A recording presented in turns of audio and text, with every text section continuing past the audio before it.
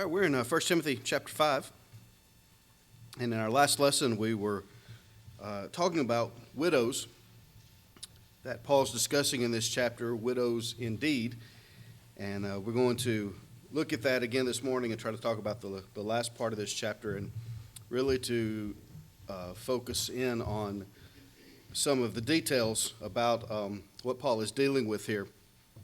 It's not a very easy to understand passage that we're looking at. There are parts of it that are really simple to understand as far as caring for those who are in need, but exactly who the widows indeed are is a little more difficult. So we're going to try to make some sense of that from looking at some other verses, and hopefully I think learn a very interesting yet important lesson from it about our work as Christians and some things in connection with that. So if you notice, when the chapter starts, verses 1 and 2, as we mentioned, Paul was talking about not elders, but about older members of the congregation, men and women, and then younger members, and how Timothy was to treat them as spiritual family. And one of the key emphasis in this chapter is about the responsibility of a family to take care of its widows. So if there are children, to a father and a mother, and the father dies, it's the responsibility of the children to care for their mother who has been widowed. And the same is true of the church. Because we're spiritual family, we have to take care of our members of our family who are in need. And primarily the Bible talks about those who are fatherless and those who are widows. But in verse number 3, he says, honor widows that are widows indeed. And I want to talk just a little bit about that word honor and make sure we understand what it means here and the importance of it. And then we'll try to focus in on who these widows indeed are and why they're singled out here. So the word honor, when we think of it, we kind of think of saying, yes, sir, yes, ma'am, or no, sir, and no, being respectful and honoring our parents and those who are older than us. And that's part of it, but there's much more to that word than just showing respect. It's a word that carries with it the idea of taking care of, providing for, and especially in a monetary sense. So when you go back to Matthew chapter 15, for example, the scribes and the Pharisees were asking Jesus why his disciples didn't keep the tradition of the elders. And Jesus answers them by saying in verse number 3, why do ye also transgress the commandment of God by your tradition? And then he gives an example. He says, for God commanded, saying, honor thy father and mother. And he that curseth father or mother, let him die the death. But ye say, whosoever shall say to his father or his mother, it is a gift by whatsoever thou mightest be profited by me, and honor not his father or his mother, he shall be free. Thus have ye made the commandment of God of none effect by your tradition. And you notice that what they were saying was to their parents, it is a gift. And what this has to do with is money that they had that could have and should have been used to take care of and to support their parents, yet they claimed it as a gift, that they were giving it to the Lord, donating it to the temple and the temple service. And because of that, this money is earmarked, to go to God. So we can't use it to help our parents. And therefore, they're just going to have to get by on their own because we're going to give this to God. And then they had a system set up where they would sometimes maybe even give that to the temple and then magically it came back to them. It was really kind of a money laundering system that they'd use there. But because they went through the legal loophole in their minds of doing something religious with their money, they thought that it freed them from having to honor their parents. But that word honor had to do with supporting them even financially when they were in need. So oftentimes when we see that word honor in the New Testament, it has to do with that idea and that principle, even of monetary support. So even here in 1 Timothy 5, we get an example of that where Paul is talking about elders in verse 17. He says, "Let the elders that rule well be counted worthy of double honor, especially they who labor in the word and doctrine." And that doesn't mean that you kind of honor them, by being respectful, but if they're a really good elder, you're really, really respectful. It actually means you pay them more. Because the next verse says, the scripture saith, "Thou shalt not muzzle the ox that treadeth out the corn, and the laborer is worthy of his reward." So we've talked about how in the first century there were men who completely devoted their lives to being elders, and that became their full-time job, to serve and to work in that office and all the duties of being an elder. And so the church supported them financially, and totally financially. This was their full-time work, and so there's the sense in which they were employees of the church. Even though we don't like to think in those terms, that's kind of what it amounted to. And so the elders that were ruling well, doing their duty, were worthy of being paid for it, and those who did it well, of course, were worthy of even more pay. So that word honor here has to do with financial support. So when he says honor widows that are widows indeed, he's talking about a group of widows that the church supported, and the indication of the text and of the chapter is that it was full-time support. So as we read through the description here about these widows and their qualifications and so forth, we need to understand that there is a difference between the church just helping someone who is in need and these who are widows indeed. This is a special class of individuals who would be supported full-time in what they did, and in a sense, like the elders, would almost become employees of the church. And we'll see how that works out in just a little bit. So let's read again and think about that. He says in verse 4, "If any widow have children or nephews, let them learn first to show piety at home and to requite their parents, for that is good and acceptable before God." So widows were to be supported by their physical family first of all. But verse 5 says, "Now she that is a widow indeed and desolate trusteth in God and continueth in supplications and prayers night and day. But she that liveth in pleasure is dead while she liveth." So the word widow, the Greek word that's translated as widow, literally is the idea of being bereft. And so there's the sense at which it means bereft of a husband because the husband has died. But as it's used here in this context, it's not just that they've lost their husband, but they are bereft in the sense that they're desolate. So not only have they lost their husband, but they have no means of support, no means to provide for themselves, and so they are in need. So the word widow carries with it that idea of not just losing your husband, but also needing support in other ways. And that's how it's used here. And so those who have family, their families to take care of them, but a widow indeed is one who is desolate. There's no one to take care of her, and she's not able to support herself. But she trusts in God, so her faith is in God, and she continues in prayer, supplications and prayer night and day. Praying for herself, and supplication would be also praying for others.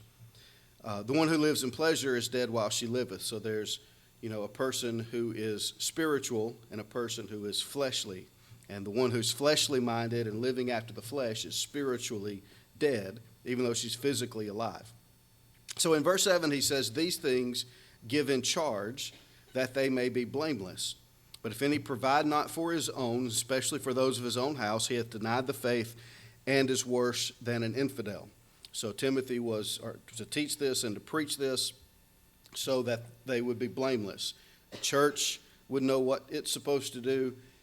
Children and grandchildren and nephews would know what they were supposed to do, so they would be without sin. And he says if one doesn't take care of his family, he's supposed to be a Christian following the faith, but he denies it because the faith, the Bible says that we are to do that. And he's worse than an infidel because even an atheist will take care of his mother, right? So that's the emphasis here. But then notice what he says in verse number 9. And this is kind of where we left off in our last lesson. He says, "Let not a widow be taken into the number under 80 years old, having been the wife of one man, well reported of for good works.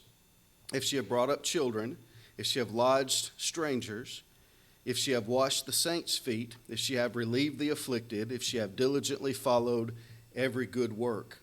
But the younger widows refuse, for when they have begun to wax wanton against Christ, they will marry, having damnation because they have cast off their first faith.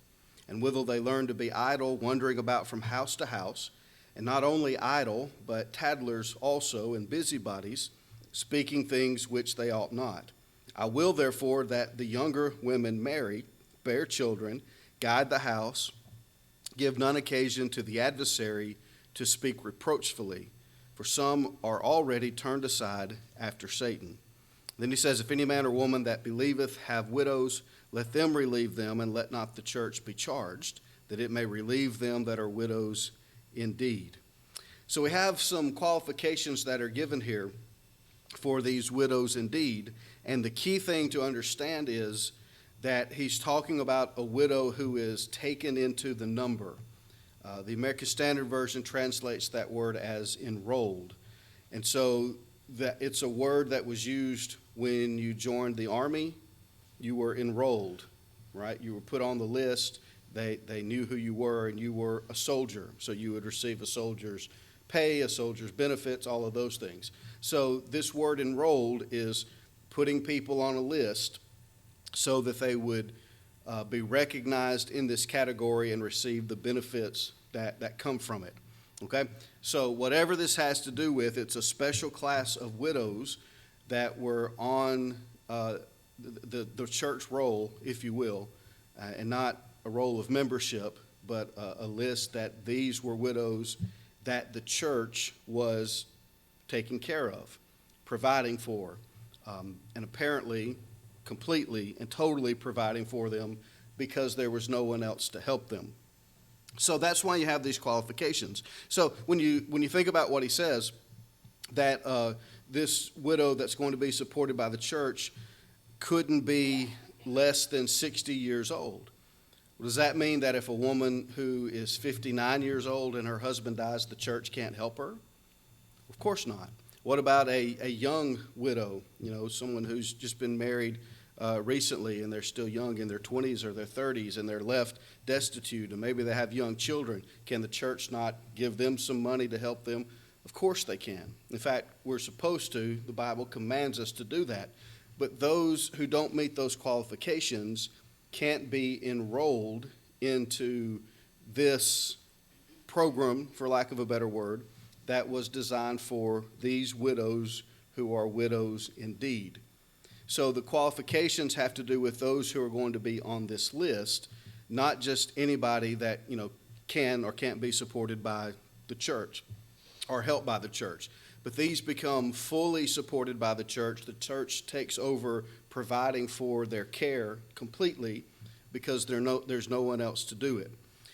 That's partly why the younger widows are left off of the list. So we'll look at the qualifications in just a moment, but notice who wasn't on the list. Verse 11 says that the younger widows were to be refused. And why is that?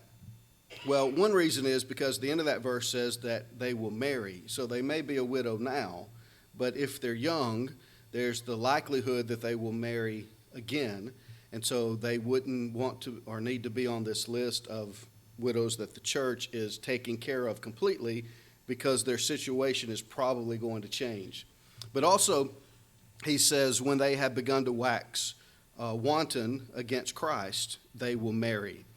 And this brings up an important detail that he's talking about, that oftentimes it's the case, not oftentimes, but the opportunity or the chance that a younger widow will give up her faith for a man, for this person that she falls in love with or wants to marry or whatever, the chance is greater for a younger person to do that than an older person.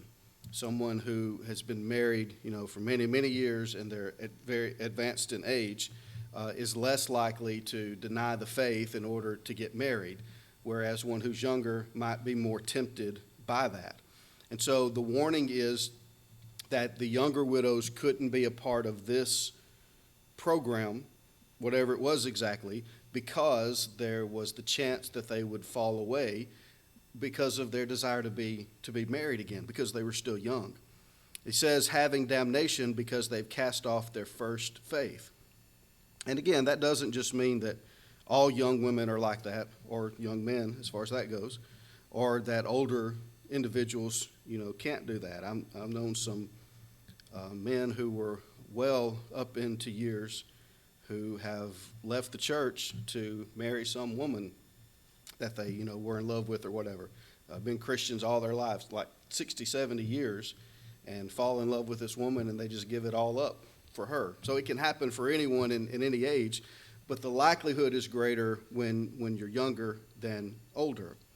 And so he also mentions in verse 13 that the younger widows, if they're put on this role and part of this program, that they will have idle time. And because of that, they will wander about from house to house.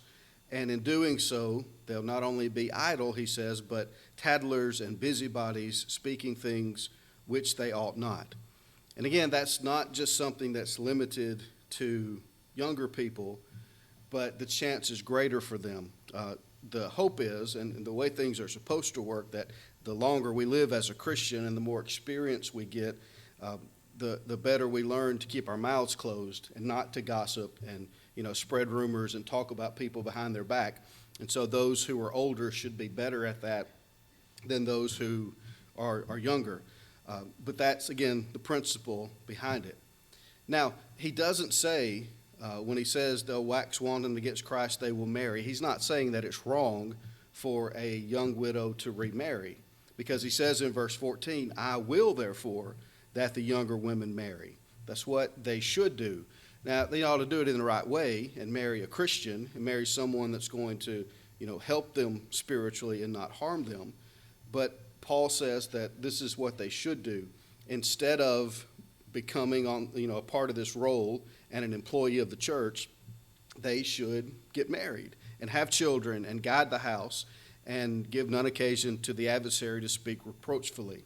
And by the way, that verse, if you go back to chapter 2 of 1 Timothy, at the end of that passage talking about, women and silence and modesty and all of those things, he says in verse 15, notwithstanding she shall be saved in childbearing if they continue in faith and charity and holiness with sobriety. This verse helps explain what that verse is talking about, that the role of women, the design that God has for women is to guide the house. So to be married and to have children and to guide the household.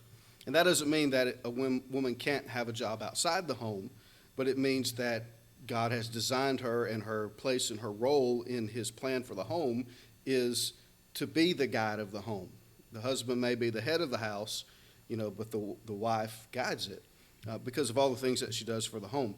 And in our world today, so often that's looked down upon and seen as less than, having a job and having responsibilities out in the world or whatever, when in fact it is the greatest of responsibilities and, the most rewarding of things that a person can do to guide a household into eternal salvation. And if we don't believe that, all we have to do is look at the world around us and see how the home has deteriorated and what it's done to our society. God's plan is the right plan. And so he says that these younger women should, do what they're supposed to do and fulfill their role, get married, have a home, and all of those things, and, to do it in the right way. So he's not saying that it's wrong for them to get married. It's not sinful or lustful for them to do that. But there are some who would follow that path because of their youth. So we have a group of widows who are enrolled by the church. And we're going to talk about the qualifications, but I want to flip over to Titus really quickly here, chapter 2, and talk about maybe what they were enrolled for. The Bible doesn't tell us exactly, but we kind of get a hint of it here, I think, in Titus chapter 2. He says in verse 1, "But speak thou the things which become sound doctrine," and here's what he's to teach, "that the aged men be sober, grave, temperate, sound in faith, in charity, and patience. The aged women likewise, that they be in behavior as becometh holiness, not false accusers, not given to much wine, teachers of good things, that they may teach the young women to be sober, to love their husbands, to love their children, to be discreet, chaste, keepers at home, good, obedient to their own husbands, that the word of God be not blasphemed." So here we have a responsibility of the older women of the congregation to teach the younger women.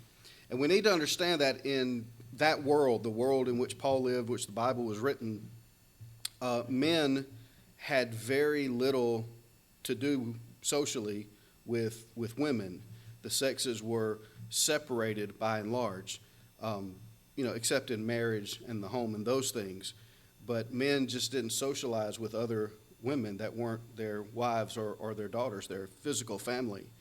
And so if you had a Bible class, to teach women, men probably wouldn't do that. It would be looked down upon as to have, these women alone with another man. And so the responsibility would be for other women to teach those women. And it seems that the enrollment here of these older widows, that because the church was supporting them, full time, completely providing for their care and providing for them monetarily, that in turn they would then teach the younger women. And so it became almost like a paid position. Now, that may not be exactly what it was. Others, have different ideas about what the work of these widows was. But the Bible is showing us that they were enrolled for monetary support, and there were certain qualifications that had to be met. Now listen to these qualifications back in 1 Timothy 5, and think about them in the context of women being chosen to teach the younger women. Okay? So he says in verse 9, they're not to be taken into the number under 60 years old. So they have to have been 60 years old at least, having been the wife of one man. So what if a person was, married, a woman was married, and her husband died, and she married again and married a Christian, and, they lived together for years, and then he died. Could she not be helped by the church if, her second husband died? Of course she could. But could she be enrolled into this group, to do whatever this work is, teaching the others? Maybe, maybe not. It depends on how you interpret being the wife of one man. Some say that, when you're married and your spouse dies, that marriage ends, and so you're no longer a husband or a wife. And so if you marry someone else, then you become the husband of one wife or the wife of one husband, and so there's only one because your first died. And so maybe it has to do with they had to have been scriptural in their marriages, so they couldn't have been divorced unscripturally and remarried or anything like that. Or it may be a statement against polygamy, which was, a thing in that time. And I guess it still is in a way today, but not like it was then. But even if it just means she can only have been married once, it has to do with the qualification for this particular enrollment and function that they would be participating in. It doesn't mean the church can't help someone who had more than one husband because they were married twice. One died and they married another. But they couldn't be enrolled in this thing. Verse 10 says they had to be well reported of for good works. So they had to have a reputation for doing good, doing the work of the church and serving faithfully. If she had brought up children. So why would this qualification be there? Why would the church not be allowed to help a woman who had become a widow if, through no fault of her own, they were not able to have children? That seems kind of arbitrary and even kind of cruel. Why would God say the church can only help widows who had children? Well, this is not who the church can help, but it's who can be enrolled in this list, in this function for the church. So why would it be necessary for her to have brought up children? Well, if they're being enrolled and they're going to serve by teaching the younger women, then bringing up children would help them to be able to know best how to teach the younger women, but also they would have that experience of life to be able to teach these women. Remember, they're supposed to teach them about loving their husbands and about rearing their children and bringing them up, in truth. And so if you've never done that, you don't have that experience, it would be more difficult, to teach on those things. And so the qualification seems to indicate that that's partly what was going on here, their teaching of the younger women. If she have lodged strangers, of course, hospitality then was much different than today. Today we go somewhere, we stay at a hotel. Inns and hotels in those days were not nice places. You usually didn't want to stay there if you didn't have to. So you go to a place and look for other Christians, and they would take you into their home. So that's hospitality, and these would have shown that in their life and their service as Christians.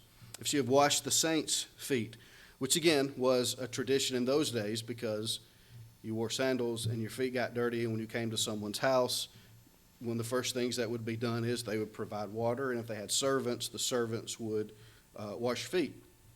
So you'd be clean to come into the house and for dinner or whatever.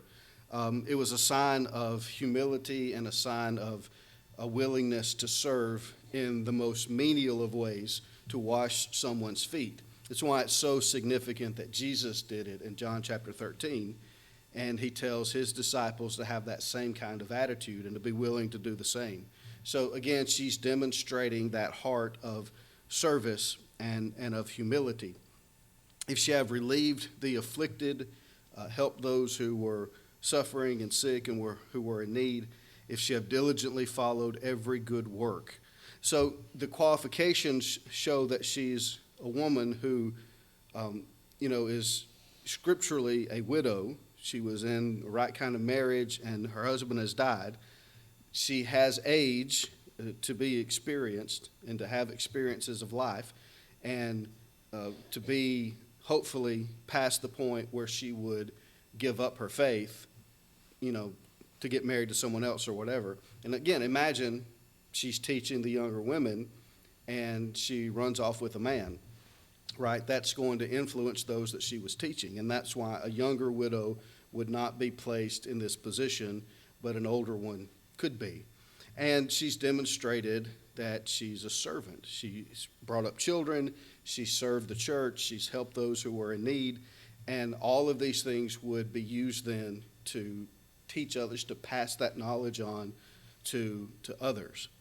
So while we can't say, definitely that this is what these widows did, the qualifications, along with the passage in Titus 2, seem to hint at the idea that these widows would be obviously enrolled by the church, become employees of the church, and this seems to be the kind of work that they might do. The two things we can learn from it, well, a lot of things we can learn from it, but two particularly. One, of course, is the importance of caring for widows and how the church has a responsibility in that. If you notice in the last verse that we read, verse 16, he says, if any man or woman that believeth have widows, so if you're a Christian and there's a widow in your family, let them relieve them, and let not the church be charged, that it may relieve them that are widows indeed. And so the word relieve is used twice in that verse. And one, it says that if you're a Christian, it's your responsibility to relieve the widow in your family, your mother or your aunt or whoever it is. So relieve them is to provide for them and to take care of them. The second time it's used is saying that the church has that responsibility toward widows indeed, those who don't have family to take care of them, and therefore the church is to become their family and to provide for them in their need. And those who are widows indeed, it can be done, on a full-time basis and support them completely. and in turn, they help to serve the church in these ways that are directed here. But you notice that it says the families to do it, and let not the church be charged, which implies that if the family doesn't do it, it is the church's charge, that it's our responsibility to do that.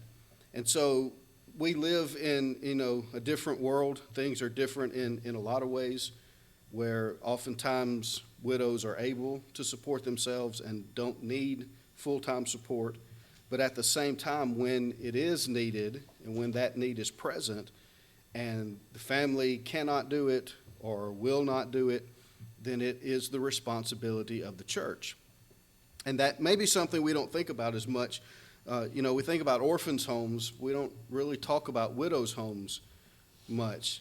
I know of one congregation, it's the only one that I've ever known of, but they actually built houses for their widows because they couldn't support themselves and afford a home and whatever. The church built houses, and the widows who would meet these qualifications can live in those houses, and the church takes care of it for them. They provide the monetary means for it. Those houses are built on the property that is used by that congregation for a camp in the summer. So when kids come to camp in the summer, not only, do you have all the camp stuff, but then you have the influence of these godly widows who live right there, near the camp, and they're able to teach and do things like that. And it's the only congregation that I've ever heard of that actually is doing what this passage seems to be talking about. Not that every congregation has to. Some may not have the need, but it illustrates kind of what Paul was talking about here. And there's an importance to it, for us to remember. And the second lesson that I think we need to think about is if the role of these widows was to teach the younger women, and in order to be a Bible class teacher, you had to meet these qualifications, how seriously do we take our Bible classes? I was talking about this at my parents' house just a couple of days ago, that so often we're so desperate for teachers that anybody who shows up and says, I'll teach, we'll say, great, here, take this class or whatever, and we may not really know much about them. There was a time where if you're going to teach Bible class, you had to be a faithful member of the church. You had to be present at every service, and you had to, demonstrate in the way that you lived your life that you were truly living as a Christian. And it ought to be that way. If someone's going to be given the responsibility to educate others, then, these qualifications are good qualifications. Maybe not the age thing, but the other things because of the responsibility, that you have in influencing others as teachers. We kind of take it for granted sometimes, that we're just going to have a Bible class, and so we need a teacher. We'll take whoever we can get, and we don't maybe necessarily pay as much attention as we should to what that really is and what that responsibility is. And sometimes we as teachers forget what a tremendous responsibility we have too, and we kind of get, just in the rut of teaching the Bible class, and maybe we don't put in the effort that we really should be into preparing our lesson and, all of those things because we just kind of, get used to doing what we're doing. It's a tremendous responsibility to teach, to educate others in Scripture and in biblical matters, and we have to take it seriously. And I think we see that principle here that not just anyone could be given this responsibility. You had to be the right kind of person with the right kind of character and truly living the Christian life and showing it in the life that you lived. And that's something that, we need to think about as we teach and as we choose those who are going to teach our Bible classes and our young people. So that's just another lesson that I think we learn here. It's a difficult passage, and I don't know exactly what all it has to do with, but I think that's a pretty good idea from what the Bible gives us to go on in connection with it. And there may have been some other responsibilities that we're not told about, but that's, the best that I can come up with from what the Scripture teaches. But anyway, I hope that has been interesting to us and maybe educational a little bit. But we're going to stop here, and Lord willing, next time we'll focus in on the end of this chapter And going into chapter 6 and start getting to the end of the book, there's some advice here to Timothy in his work as a preacher and things he needed to express to the congregation. So we'll start looking at those in our next lesson. But we'll stop here for now.